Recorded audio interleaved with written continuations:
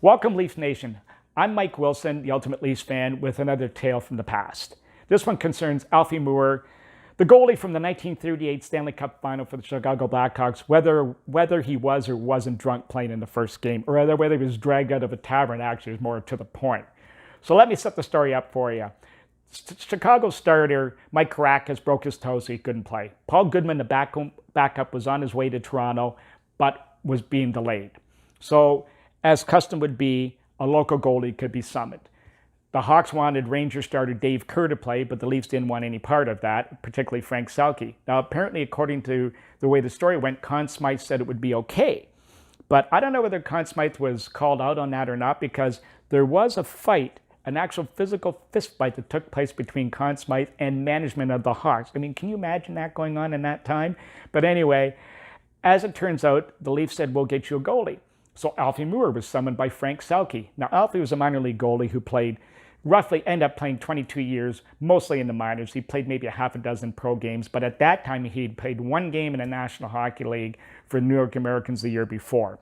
So as the story goes, they got Alfie at home. He was sitting there, and whether he had a few drinks or not was another thing altogether, but we never really know that. But he was summoned to the rink. He was stuck in a room by the Maple Leafs and sat until 8 o'clock before he knew he was going to play or not. He ends up going out, defeats the Leafs 3-1, and he ended up getting the Hawks went on and won the Stanley Cup, and he got his name on the Stanley Cup.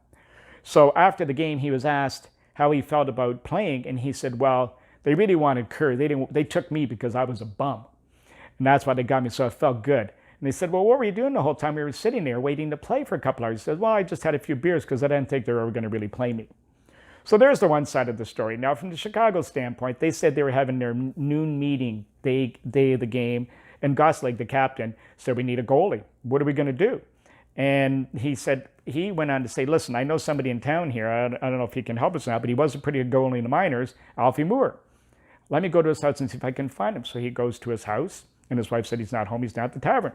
So he went down to the tavern, and the guy said, you just missed him. Him and his buddies just left. So they went to the next tavern, and there he was sitting there, and he walked in and he said, hey, I was looking for you guys. I want to go to the game tonight. He said, well, Gosling said, I think I can do one better for you. He said, we need a goalie. You can play. And he said, well, let's have another drink and talk about it. He said, and that's another good thing. He said, Connie Smythe, I love to stick it to him because he should have taken me over Turk Broda anyway. I was a better goalie. So I love nothing better than to get him back on it. But again, as I said, let's have another drink and we'll talk about it. So he said, well, I don't know if we should be doing it or not, but anyway, they hang around. He takes them down to the team hotel. The players take one look at this guy who's probably had 10 drinks by this time, and they think, this guy can't play for us. And so now Gosling says, well, to Bill Stewart, who's going to play you? I'm not going in net. I don't think Marsh is going to go in net. Who we got? We need a goalie.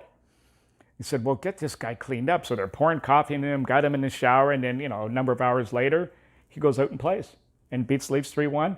And of course, they took great pride in telling everybody where they got him from. So whether it's true or not is another thing altogether, just fabricating it to rub it more into the Leafs, but it makes a great story. But the other part of it is it's George Stickler, who was the writer for Chicago. He was calling Toronto every name in the book because they wouldn't allow Kerr to play goal. And he was suggesting Toronto calls itself the hockey capital of the world. They think they're the hockey universe. So here we are back in 1938, and Toronto was being accused of being the hockey capital of the world already. And he said they probably got this guy out of a tavern. That's where they got him to come and play. So that may be really how it all started and just kind of got embellished on both sides from there. But regardless, it makes a great story.